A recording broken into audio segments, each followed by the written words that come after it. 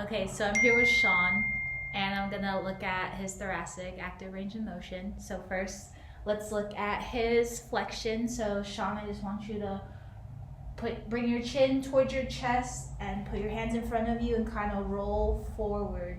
I'm gonna be cueing here to make sure he's not using any of his lumbar spine, and then stop there. You can see up here he has pretty good curvature, but he likes to go flat around the upper mid-thoracic area, and then he has good curvature again.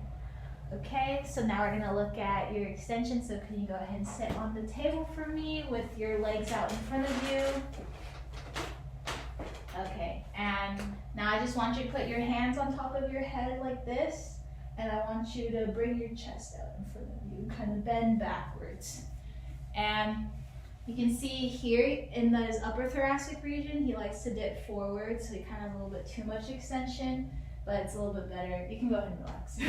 It gets better towards his mid to lower thoracic region. And next we're gonna look at his rotation, so you can go ahead and face the wall to your right, please. And then you're gonna kind of crisscross your hands behind your neck here so you can block out his cervical spine. And I want you to rotate towards your right for me.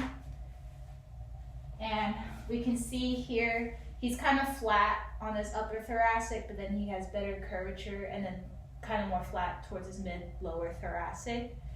Okay, let's turn towards your left. And his curve here is a little bit better. He's still flat in that upper thoracic region. He curves better in the mid and then kind of goes flat towards the lower.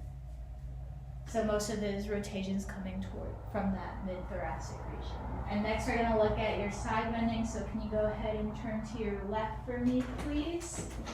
I'm gonna move the camera.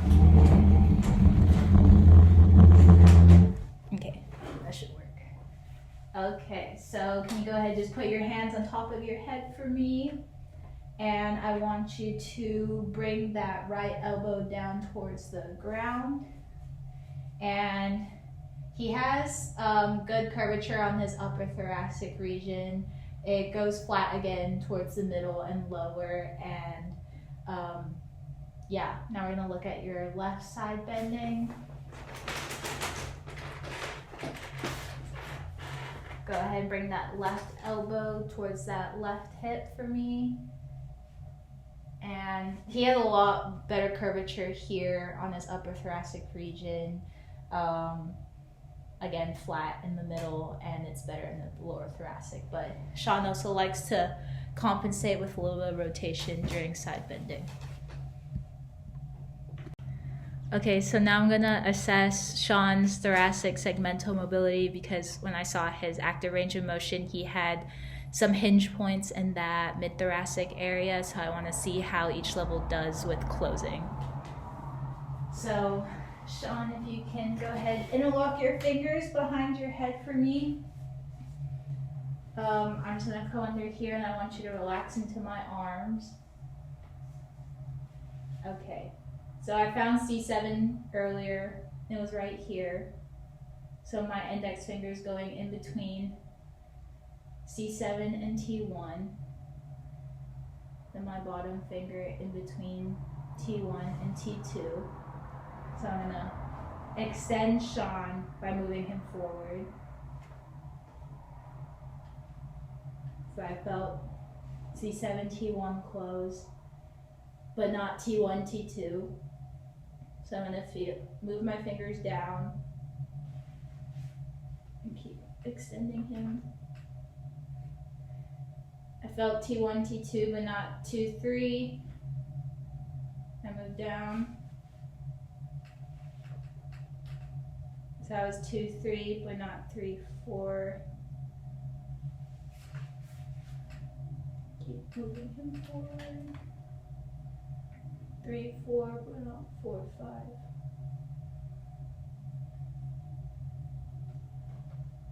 And 4, 5, he doesn't like to close very well. Like, I'm not getting a lot of movement from him, so we're gonna go ahead and do a mode to help with down and back for T4, 5. Okay, so since in the segmental mobility video, I said that T4-5 was having closing issues, that means that T4 is having problems going down and back on T5. I'm going to do the bilateral thoracic extension mode. So I have Sean laying on his stomach here, and I'm going to go ahead and find the transverse processes of T4.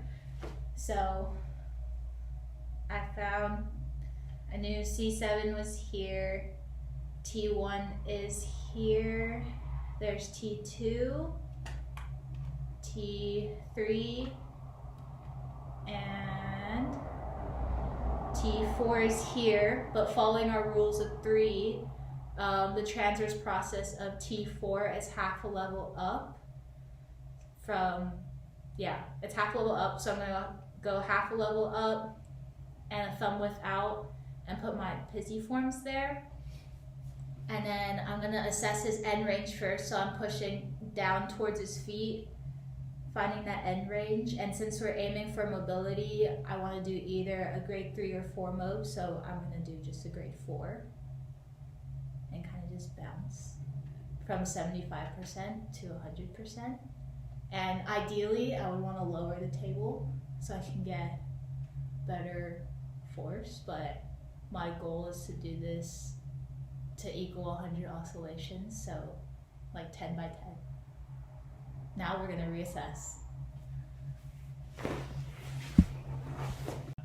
Okay, so after doing the closing mode on Sean, I'm going to reassess his segmental mobility to see if T4 and 5 do a better job of closing. So we're going to do the same thing again. Can you interlock your hands behind your head for me? And I'm going to come under here. And then, so I know this is C7 here. So between there, there's T1, T2. Okay, we're going to lean them forward. So C7, T1.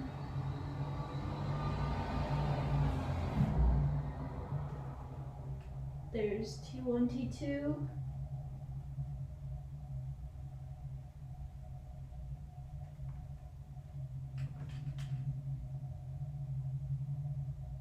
T2, T3.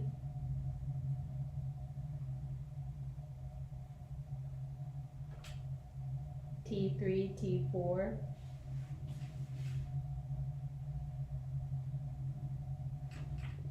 And T4, T5 seems to get a little bit more motion after that mode. So we know that it worked.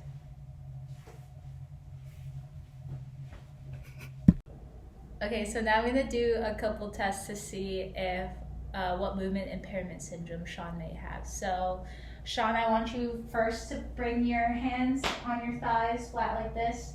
I want you to bring your chin towards your chest.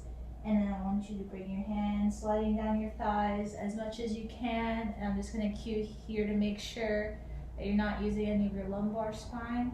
Try and go down as far as you can. And I'm just going to come back here and see.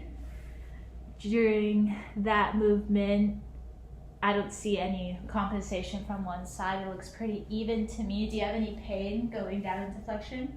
No pain? Okay. I'm going to have you stand back up for me, and I just want to see how you do with some overhead movement. So I want you to bring your hands out in front of you, thumbs towards the sky, and I want you to reach up with both your arms slowly.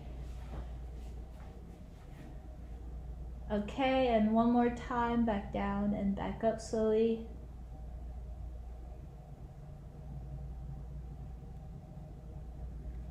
I can see at the end there, he has a little bit of that compensation by bringing his chest out. I want to see if this is more of a unilateral or bilateral impairment. So can we just do your right arm, please, Sean? And right there, you can see that he starts to, there, he pokes his chest out a little bit to reach that end range. And can we see your left arm? His left arm, however, is not so much. So he's able to do that overhead movement without using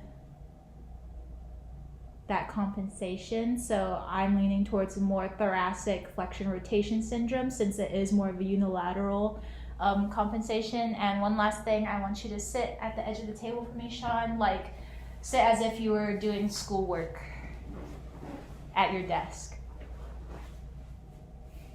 And you can see that Sean has a little bit of that forward head and some I wouldn't say excessive, well, he does have a little bit of excessive kyphosis, but yeah, that forward head posture. So that, since it was a unilateral arm, that tells me more that it's more thoracic flexion rotation syndrome versus just thoracic flexion syndrome.